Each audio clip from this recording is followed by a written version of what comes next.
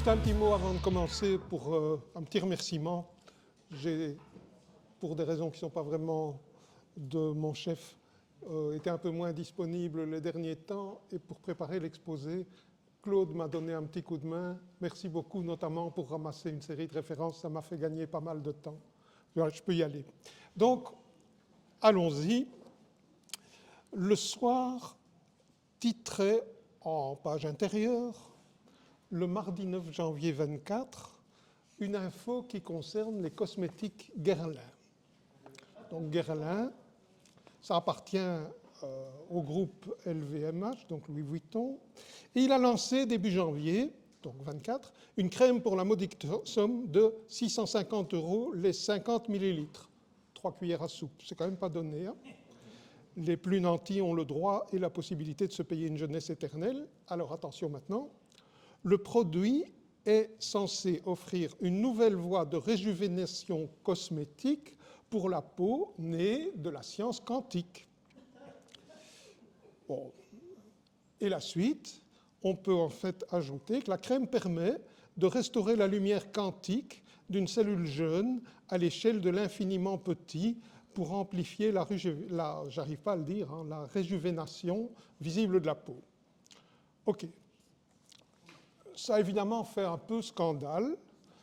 Beaucoup de scientifiques ont immédiatement protesté et Guerlain a rapidement retiré les allusions à tout ce qui était quantique de sa publicité.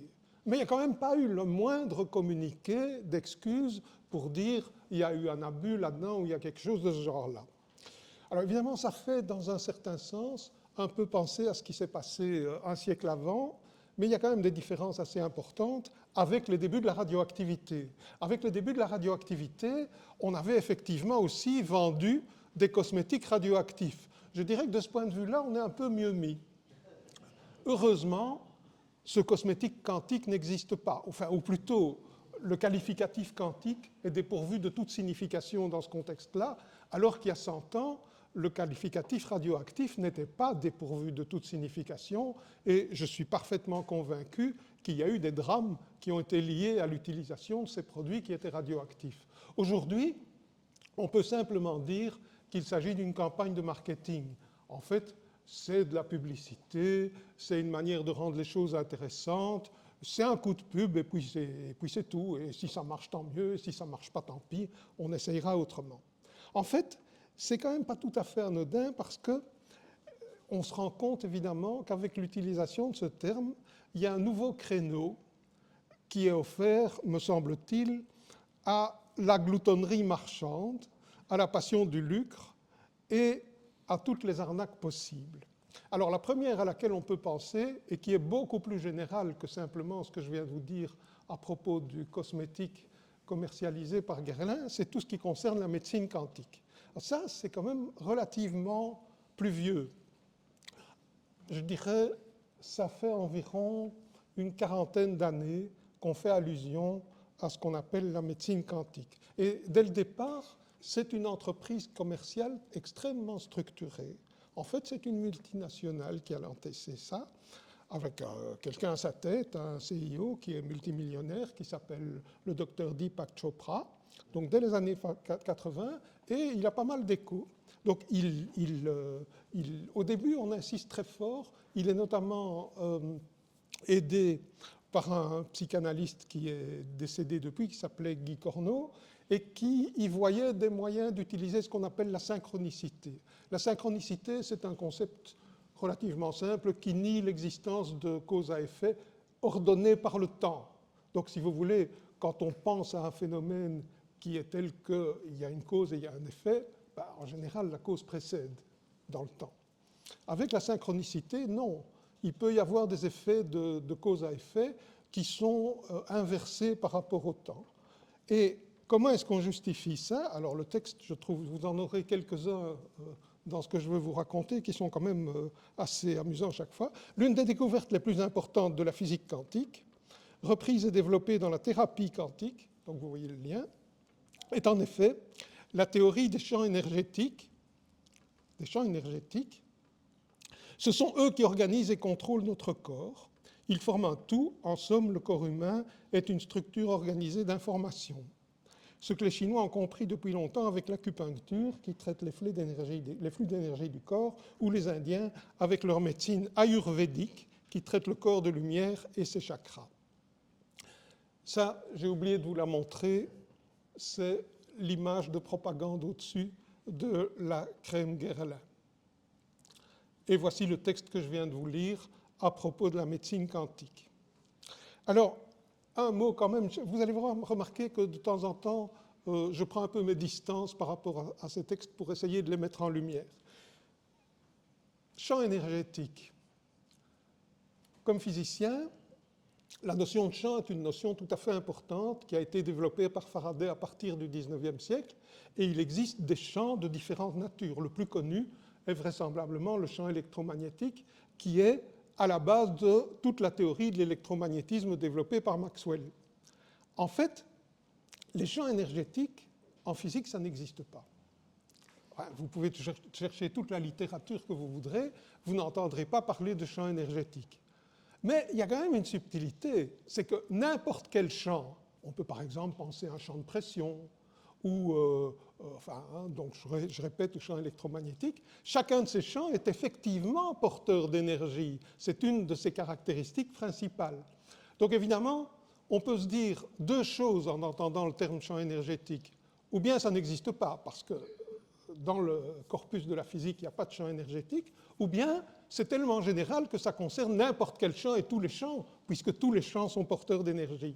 Alors vous verrez que ce genre de double approche, elle est assez présente dans la plupart des textes qu'on a ici. Alors bon, je ne serai pas plus long avec ça, en disant, voilà par exemple un texte qui avait été aussi proposé. Ici, c'est l'amincissement quantique. C'est pas mal non plus, je trouve que c'est assez intéressant. Et il a été proposé, paraît-il, aux lycéens en filière esthétique dans une revue professionnelle qui était mise à leur disposition dans les centres de documentation et d'information en sciences. Donc c'est quand même relativement étonnant. Alors, pour aller un peu plus loin, je me suis dit, on va quand même essayer d'aller un peu au-delà de ce qu'on vient de dire et de chercher des définitions de ce qu'est la médecine quantique. Alors, il y a évidemment une manière pratique de s'orienter vers la définition, j'en toucherai un mot, c'est qu'il existe des appareils qui sont vendus, ça fait partie de la grande entreprise commerciale. Dans ce contexte-là, en général, c'est des appareils qui provoquent des petites décharges électriques. Enfin, je veux dire, ce n'est pas des appareils très compliqués, donc en général, il y a un condensateur ou une série de condensateurs dedans, provoque des petites... Ou alors, il y en a d'autres qui sont plutôt organisés sur la présence d'aimants, mais donc aucun de ces appareils n'a rien d'exceptionnel. Alors, si on essaye de chercher, donc, mais on pourrait effectivement... on ne sait pas très bien pourquoi ça s'appelle quantique, simplement ça fait partie du paquet. Alors les tentatives de définition sont quand même assez intéressantes. Je ne sais pas si j'irai jusqu'au bout. Les thérapies quantiques explorent de nouveaux champs de recherche à l'initiative de scientifiques renommés. Toutes les définitions que je vous lis sont toutes des définitions glanées sur le net. Elles proposent une nouvelle vision de l'univers, de la matière et du vivant, cherchant à compléter les pratiques thérapeutiques ancestrales. Elles disent s'appuyer sur les découvertes de la mécanique quantique pour étayer leur légitimité. Ça, c'est une première sur un site qui s'appelle Ouverture. Un autre, les thérapies quantiques ou la médecine quantique nous demandent de voir la vie, la santé, la maladie d'une autre façon. Elle conçoit notre organisme comme un champ vibratoire et énergétique constitué de milliards de particules de lumière, des photons, donc nous sommes de la lumière, qui échangent en permanence des informations. Un univers lumineux dans lequel l'esprit et la matière ne font qu'un. Et enfin une troisième, pour certains, nous sommes déjà entrés dans ce nouveau paradigme avec l'avènement de la physique quantique, avec son cortège de mystères pour les non-initiés. Elle pourrait être un terreau fécond et prometteur pour l'explication de principes de guérison énergétique de nouveau, propres à certaines médecines alternatives. Alors, j'ai eu envie, si vous voulez, simplement, donc je n'ai pas envie de disserter longuement sur ces définitions. La seule idée qui passe à travers et qui me paraît mériter d'être soulignée, c'est que ça ne veut rien dire. Enfin, je veux dire, quand vous avez fini de lire ces définitions, je pense que vous n'êtes pas plus avancé qu'avant sur ce que c'est que la médecine quantique. Alors, pour mettre les points sur les i, j'ai aussi cherché une définition de radiothérapie, qui est une définition standard que j'ai aussi trouvée sur le net. Alors écoutez, la radiothérapie est un traitement anticancéreux qui utilise des rayonnements ionisants, comme les rayons X, les électrons et les particules lourdes, pour endommager l'ADN des cellules cancéreuses et bloquer leur capacité à se multiplier en les détruisant. Elle peut être administrée en radiothérapie externe par un appareil externe ou en radiothérapie interne, curithérapie, en plaçant une source radioactive à l'intérieur du corps. Ce traitement, délivré en plusieurs séances, est utilisé seul ou en combinaison avec d'autres thérapies comme la chirurgie et la chimiothérapie pour viser une guérison, de réduire la taille de la tumeur ou soulager les symptômes. Okay. Peut-être vous trouverez que ce n'était pas vraiment utile de faire cette lecture-ci. Je trouve la différence de définition est vraiment flagrante. Ici, en 5 lignes, vous avez une idée relativement claire et relativement précise de ce que c'est la radiothérapie. Quelle technique elle utilise, à quoi elle peut espérer arriver, à quoi elle sert, etc., etc. On peut se demander simplement si vraiment les tenants de la médecine quantique avaient la moindre idée précise sur comment ça marche et à quoi ça sert, pourquoi n'ont-ils jamais été capables de sortir 5 lignes aussi simples et aussi claires que ce que je viens de dire à propos de la radiothérapie. Donc je pense que c'est effectivement quelque chose qui est intéressant. Alors on passe à la suite, qui est quand même encore un peu mieux. Ici, c'est l'amour quantique avec le docteur Bourrit. Alors dans ce livre, ça c'est extrait de... les 2 couvertures que je propose là sont toutes les 2 des œuvres du même docteur Bourrit.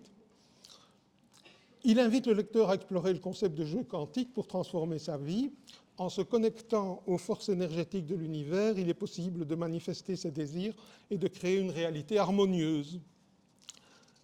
Grâce à des explications claires, j'espère pour lui, sur la théorie quantique et des exercices pratiques, l'auteur propose une approche novatrice pour repenser sa vie, agir avec intention et vivre dans la joie et la liberté. Ok, donc mieux vaut être riche et bien portant que pauvre et malade, quoi. Alors, la quantique attitude, qui est l'autre, c'est aussi une manière de se situer dans laquelle on dit que, à mesure que vous cultiverez la quantique attitude, vos relations et tous les domaines de votre vie pourront se métamorphoser, des portes s'ouvriront avec le plaisir de l'inattendu, vous attirerez naturellement les rencontres qui donneront du sens à votre chemin, vous apprendrez à rebondir après un échec, prendrez enfin la responsabilité de votre bonheur et deviendrez ainsi acteur de votre réussite dans la joie. En fait, ça fait tout à fait penser à toutes les campagnes en faveur du bien-être personnel et des choses de ce genre-là, sauf que, en plus, on a ajouté le terme quantique qui donne un côté un peu mystérieux, enfin expert, compétent, tout ce qu'on veut, mais effectivement c'est la même chose. Alors, la suite est aussi tout à fait intéressante. Quantum Love, donc c'est l'amour quantique, ça c'est en anglais, c'est un livre de Laura Berman. Après je m'arrête, hein. Vous comprendrez que j'ai quand même rapidement mon compte avec ce genre de choses. Nous sommes tous émetteurs et récepteurs dans ce champ d'énergie. Non, ça c'est l'autre. Donc, comment vivre un amour quantique joyeux?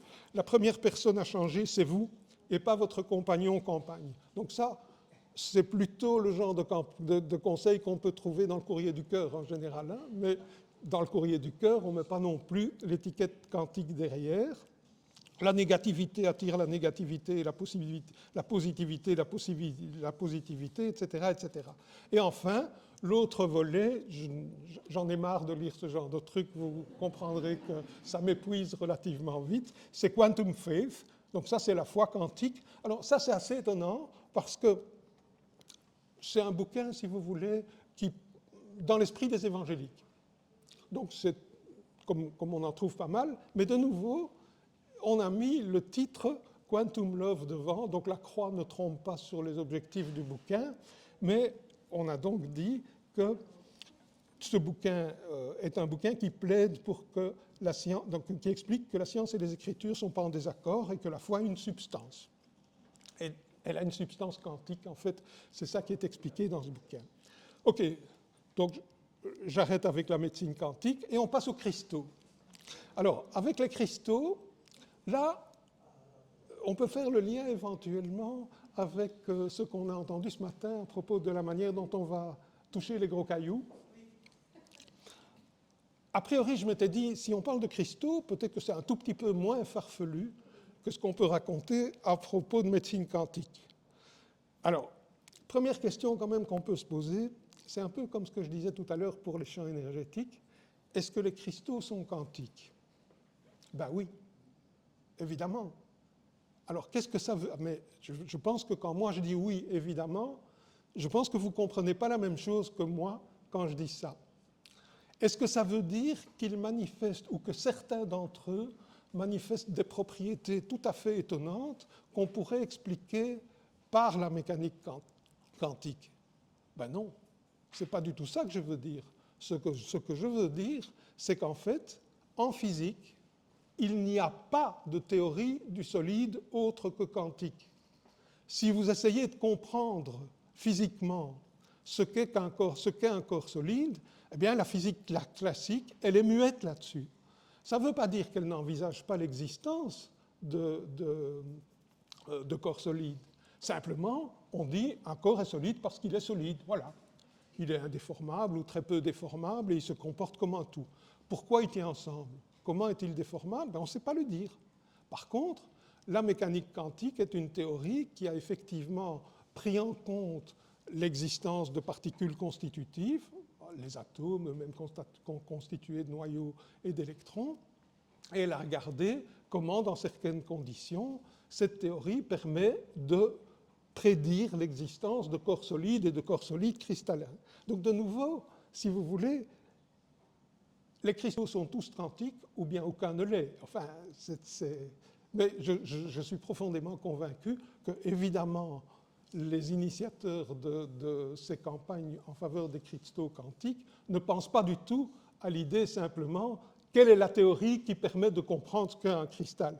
Ils pensent au contraire à des propriétés tout à fait inattendues et tout à fait imaginaires et tout à fait fantaisistes. Alors, je vais, si vous voulez, quand même donner un extrait, parce que ici, dans le texte de présentation de ce bouquin-ci, donc Cristaux et quantique, on a affaire à un texte qui, par certains côtés, m'a fait penser au pastiche qui avait quand même fait beaucoup de bruit à l'époque et qui concernait la définition d'une gravitation quantique, donc, dont Bricmont s'était fait le porte-parole de notre côté.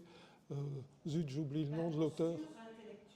Non, ça c'est le bouquin. Il y a eu un article initial, ça c'est vraiment Alzheimer.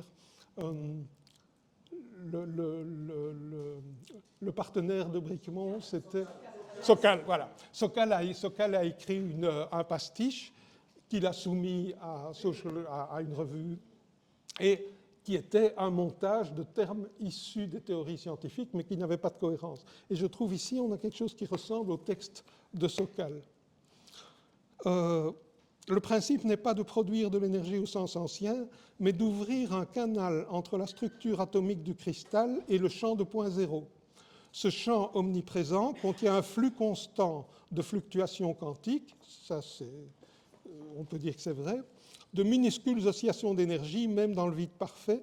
La difficulté n'est pas, ça c'est plus compliqué, on commence à glisser là, la difficulté n'est pas leur existence, mais leur canalisation sans dissipation. Un cristal de résonance quantique est un monocristal de silicate pur dont le réseau atomique a été dopé par infusion lente d'éléments rares, tantale, beryllium, osmium.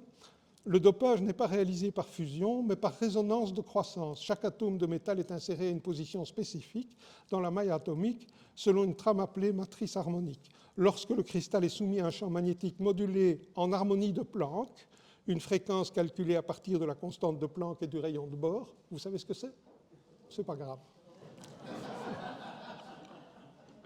Il se met à osciller de manière cohérente. Ces oscillations créent une cavité résonante interne capable de synchroniser ces modes vibratoires avec ceux du champ de point zéro. Bon, je ne vais pas m'amuser, si vous voulez, à décortiquer ce texte parce qu'il est effectivement vide de sens.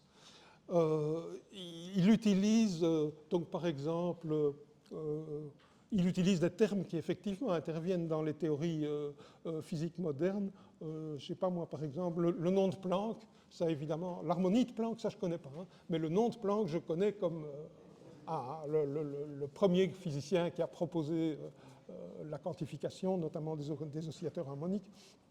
Le rayon de Bohr, effectivement, ça fait partie, ça réfère au modèle de Bohr pour l'atome d'hydrogène. Donc, mais c'est plic-ploc mis comme ça et n'importe comment. Donc je dirais, OK, pour la démonstration du fait que that's bullshit, je n'irai pas beaucoup plus loin. Alors on pourrait se dire, pour renvoyer à un autre, ça c'est ce que je viens de vous lire, je ne l'ai pas affiché mais ça fait le mal, on pourrait se dire, mais est-ce qu'on n'est pas en fait dans un contexte où simplement des gens utilisent des métaphores? Alors oui, ça peut arriver. Et j'ai pas envie de... Il y a eu assez de polémiques justement au moment où Sokal a publié son pastiche. J'ai pas envie, si vous voulez, de me positionner comme quelqu'un qui dirait stop, ne faites pas de métaphores, nous sommes les propriétaires du langage, etc. C'est pas du tout de ça qu'il est question. Donc, pourquoi pas des métaphores? Alors, il y en a une qui m'a frappé, que j'ai trouvée amusante. Elle est due à Giuliano da Empoli, que je ne connaissais pas plus que ça, mais qui est un essayiste italo-suisse et qui a écrit un texte qui n'a rien à voir avec la mécanique quantique, hein, et qui s'appelait « Les ingénieurs du chaos ». À l'insu de notre plein gré, nous avons glissé vers un système politique quantique, écrit-il. Qu'est-ce que ça veut dire? Comme les physiciens ont dû abandonner les certitudes de la physique classique pour explorer les paradoxes de la mécanique quantique, da Empoli propose de renoncer aux anciennes logiques politiques pour comprendre les nouvelles dynamiques. Bon, ok. Il y a du neuf en politique, ça fonctionne un peu autrement, on en a déjà discuté un peu tout à l'heure et ce matin, bien sûr. Est-ce que l'usage du terme quantique est adapté par rapport à ça? À mon avis, absolument pas. Et je vais quand même aussi revenir un tout petit peu là-dessus.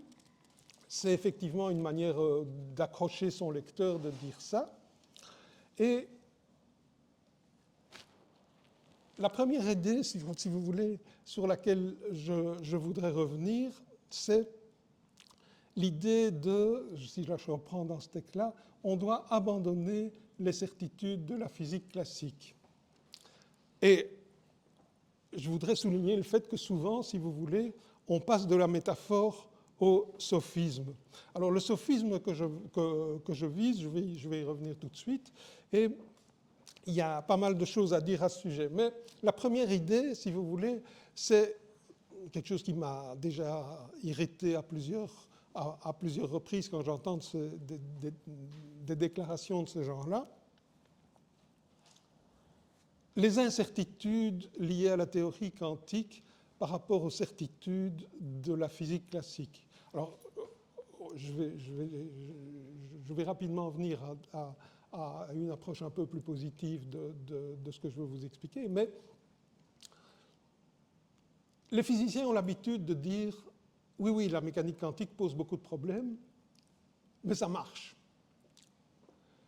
Et c'est un peu un langage d'initié, parce que chaque physicien qui s'adresse à un autre physicien a à peu près l'idée que son partenaire comprend ce qu'on veut dire quand on dit « ça marche ». Moi, j'ai toujours l'impression que par rapport aux déclarations sur les incertitudes de la mécanique quantique, il y a un énorme malentendu derrière ça. Quand on dit « ça marche », ça veut dire que c'est une théorie qui permet des précisions, mais des prédictions d'une précision extraordinaire. Et ça n'a rien d'approximatif ou d'incertain, si vous voulez. Je reviendrai sur les incertitudes après.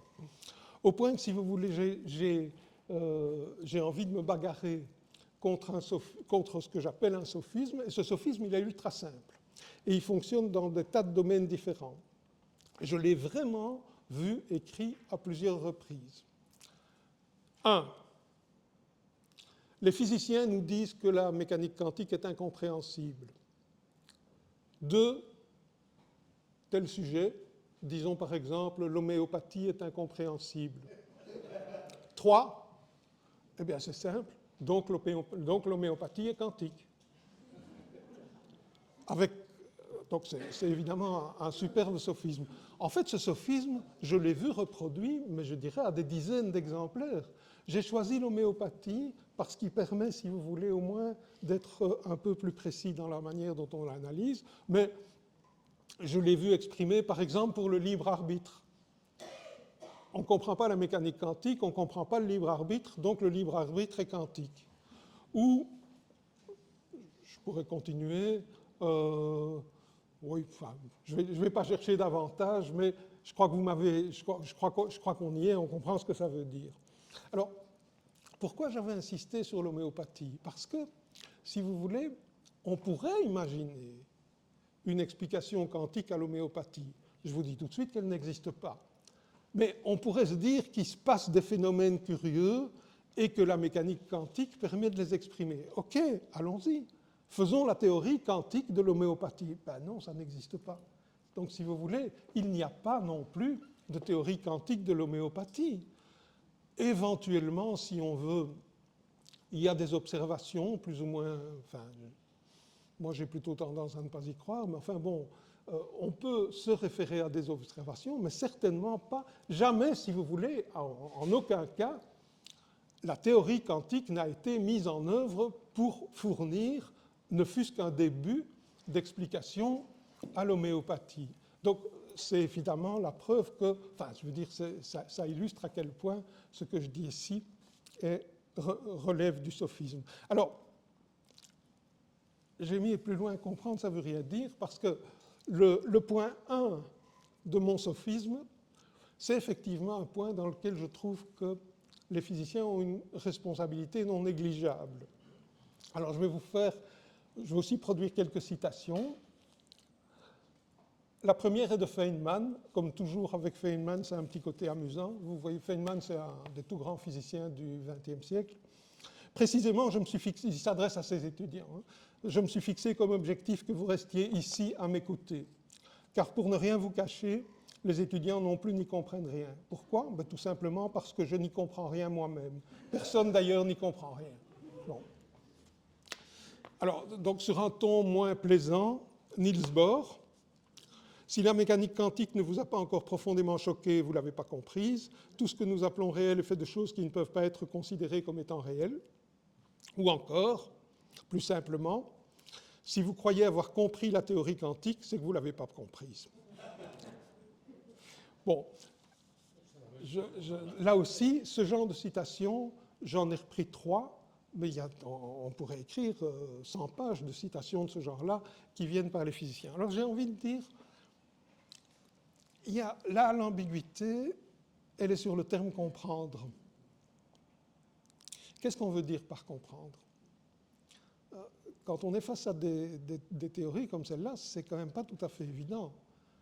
Il me paraît clair que des gens comme Feynman, comme Niels Bohr, avaient évidemment au moins une forme de compréhension de la mécanique quantique. En tout cas, ils étaient parfaitement capables de s'en servir, de sortir de là une série de prédictions, de la faire travailler dans des domaines auxquels elle n'avait pas encore été appliquée. Et donc, dire d'une théorie qu'on manipule à ce point-là et qu'on utilise avec tellement de compétences qu'on ne la comprend pas, ça me paraît quand même un peu étonnant. Donc, il y a au moins un élément qui est un élément de compréhension au sens où on s'en sert, on l'utilise, on comprend comment ça fonctionne. Alors, qu'est-ce qu'ils veulent dire quand ils disent qu'on ne comprend pas? Eh bien, ça relève de ce qu'on appelle aujourd'hui l'interprétation de la mécanique quantique. On essaye, si vous voulez, de se faire une image de cette théorie qui soit conforme avec l'essentiel de nos intuitions, et ça, c'est difficile. Et là, ils ont raison de dire que personne n'y arrive complètement.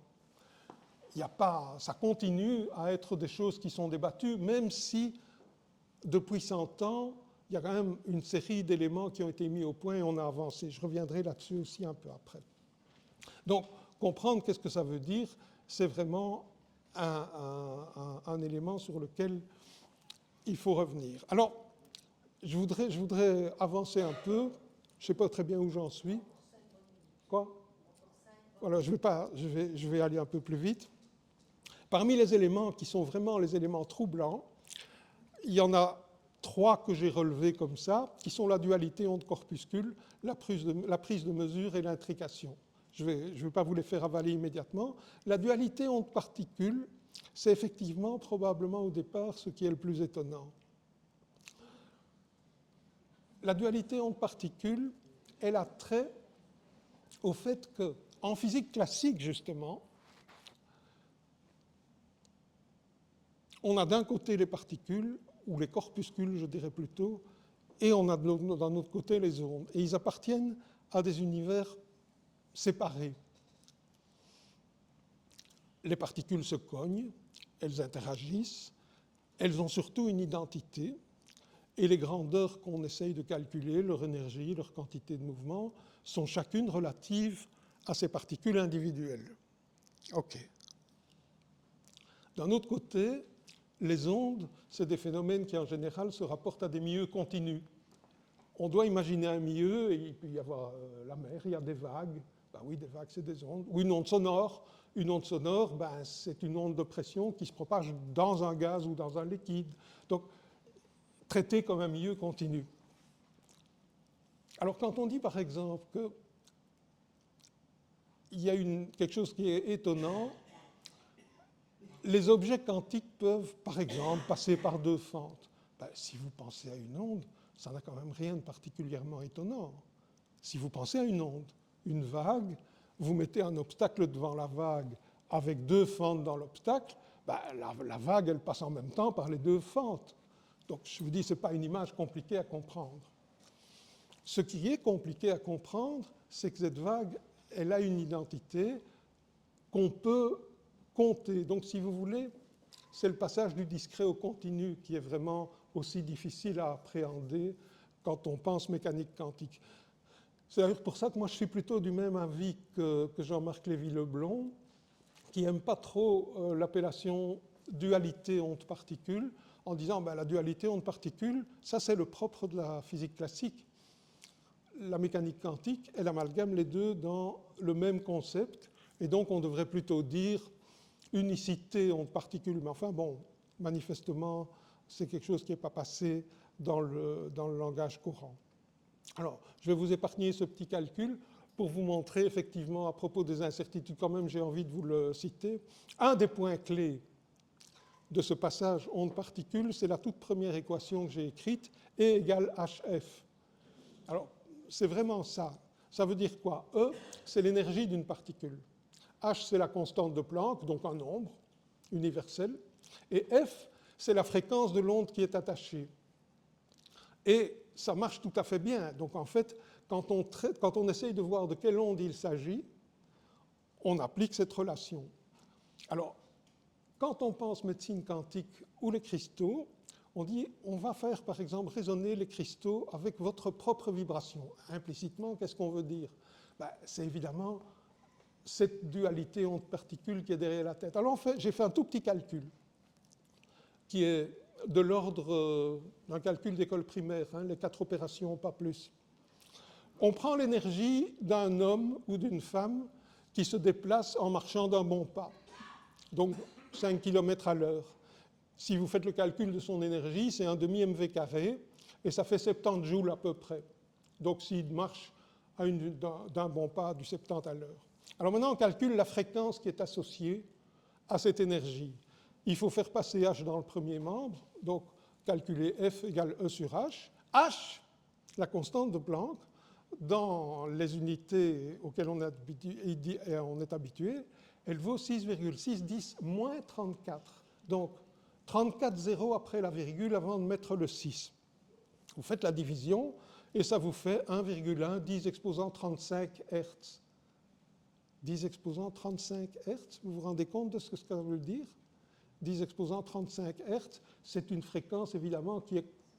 Enfin, 1 milliard de milliards de milliards de mille fois, enfin, je veux dire, parmi les objets qui ont les fréquences les plus élevées, on n'arrive jamais à des fréquences de ce genre-là. Autrement dit, si vous voulez, l'idée si c'est ça notre fréquence de résonance, l'idée qu'elle pourrait avoir quelque chose à voir avec une résonance, avec un objet quelconque, est évidemment d'une absurdité totale. Alors, j'avais commencé en disant les physiciens ont parfois une certaine responsabilité. Il y a quelques années, j'avais été frappé par l'interview d'Inès Safi, qui est plutôt mystique, et elle faisait une tentative de lien entre le soufisme et la mécanique quantique. Alors, pour ça, elle présente la mécanique quantique. Et vous allez voir, ce n'est pas du tout une phrase du genre de celle que je vous disais tout à l'heure par rapport à Sokal, hein, mais celle-là, je vais quand même la décortiquer. La physique quantique est née pour répondre aux questions posées par la physique classique newtonienne et déterministe. Ben non, c'est pas vrai. Je veux dire, si vous lisez cette phrase comme ça voudrait dire il y a dans la physique classique, dans la physique newtonienne, une série de questions non résolues auxquelles la mécanique quantique a apporté une réponse. En soi, ce n'est pas vrai. Au moment où la mécanique quantique est née, tout le monde était relativement content de la physique classique et newtonienne. Mais il y a eu une série de données expérimentales totalement nouvelles, notamment de spectroscopie, qu'on était incapable d'expliquer. Et ce qui s'est passé, c'est qu'on a été tellement incapable qu'on a dû construire une nouvelle théorie pour expliquer ces données-là. Mais donc, ce qui est complètement passé sous silence dans cette phrase-là, c'est l'origine, en termes d'observation et expérimentale, de la mécanique quantique. Notamment, si vous voulez, un des premiers grands triomphes de la mécanique quantique, ça a été d'expliquer la spectroscopie de l'atome d'hydrogène. OK. Elle est à l'origine de nombreux scandales remettant en cause nos certitudes sur la nature de la matière et de la lumière, ça c'est certainement vrai. Et d'abord, elle est incapable d'attribuer une quelconque propriété à l'objet de son étude, donc de le décrire. Ben non. Enfin, je veux dire, si vous prenez... Cette phrase-là est une phrase qui, de nouveau, oppose physique classique à physique quantique sur un plan où il n'y a pas lieu de l'opposer. Je dirais que la physique classique, elle dit encore moins de choses sur les objets matériels auxquels elle s'intéresse que la physique quantique. La physique classique, si vous voulez, on vous dit, vous avez un point matériel de masse m et il se déplace. Qu'est-ce que c'est ce point? Ben, ça, on ne sait pas, évidemment. Et n'importe quelle masse peut être possible. Et il n'a pas d'autre propriété en physique classique que sa masse. Si vous prenez les particules qui interviennent en mécanique quantique, elles ont une masse, et a priori, ce n'est pas n'importe quoi. Il a fallu longtemps pour commencer à l'expliquer. Ça, c'est Engler, Braut et Higgs. Mais on savait que toutes les masses n'étaient pas possibles et que toutes les masses n'existaient pas.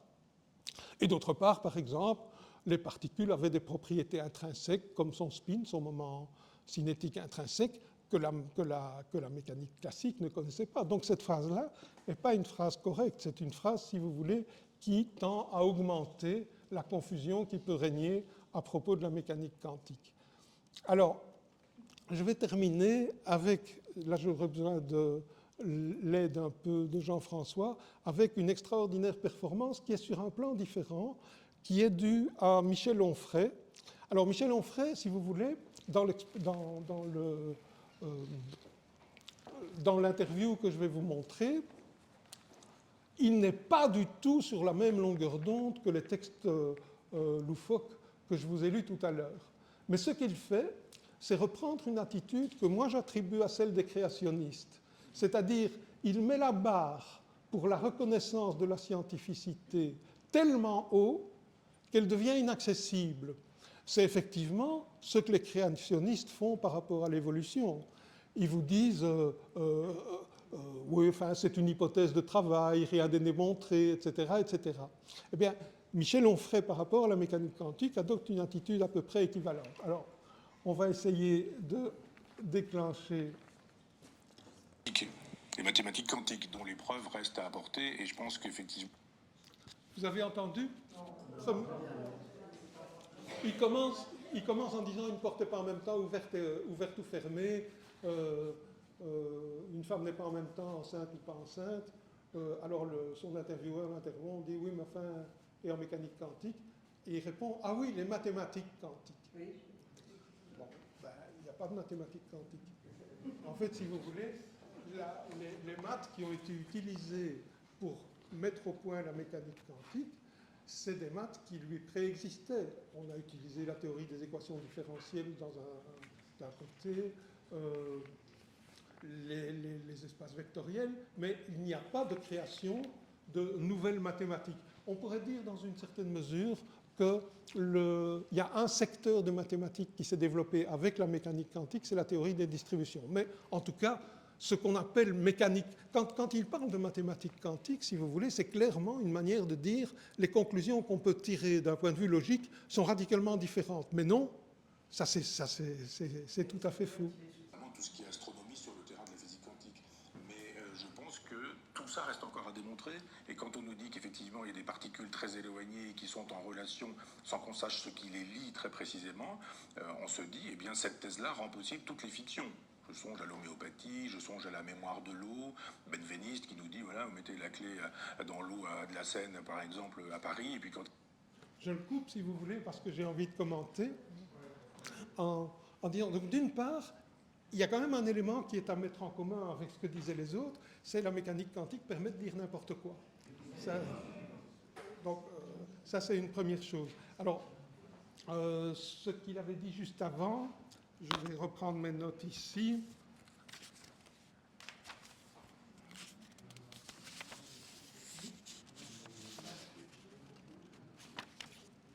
Voilà, oui, c'est surtout ça, si vous voulez. Il dit, c'est une hypothèse de travail. Le jour où il y aura donc je ne sais pas si on l'a entendu, le jour où il y aura des applications, on pourra en reparler. Alors, ça c'est tout à fait extraordinaire parce que, évidemment qu'il y a des applications. Je veux dire, ça témoigne d'une inculture extraordinaire. Pour commencer, la première vraie application, c'est le laser. Le laser, c'est un objet qui est issu d'une prédiction qui a été formulée au départ par Einstein et dont le cadre est celui du développement du début de la mécanique quantique. Donc le laser, si vous voulez. Après, on pourrait dire le transistor aussi, qui est quelque chose qui a été développé sur base de théorie quantique. Alors, comme on est au bout, je ne vais pas insister, mais enfin, je trouve l'idée de dire il n'y a pas d'application, c'est quelque chose enfin, je veux dire, c'est une manière, si vous voulez, quand je disais tout à l'heure, c'est le même procédé que les créationnistes, c'est effectivement ça, c'est de ça qu'il est question. Alors, j'en veux très fort à quelqu'un comme Onfray par rapport à ce genre de déclaration, parce qu'en effet, si vous voulez, il empêche, il bloque l'idée, il bloque la possibilité d'essayer de comprendre de quoi il s'agit et comment ça fonctionne. Dans les commentaires, il y en a un, je terminerai là-dessus, qui était vraiment joli, qui était « Je crois que même quand les physiciens auront réussi à réconcilier mécanique quantique et relativité générale, le mystère de comment cet imposteur nous est présenté comme un de nos principaux intellectuels demeurera entier. »